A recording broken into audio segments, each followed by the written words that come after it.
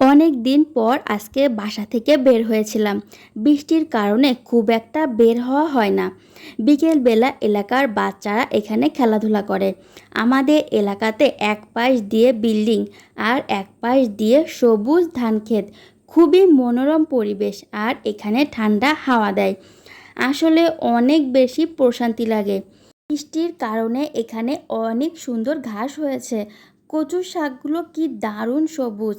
আসলে শহরের মানুষ খুব একটা কচুর শাক খায় না, এর জন্য এখানে এমনভাবেই হয়ে থাকে।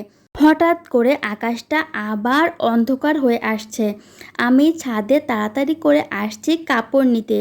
বৃষ্টির জন্য ছাদটা এত অপরিষ্কার হয়ে আছে, এত বেশি পিচ্ছিল। আসলে বৃষ্টির কারণে ছাদটা পরিষ্কার করা হয় না অনেক দিন ধরে।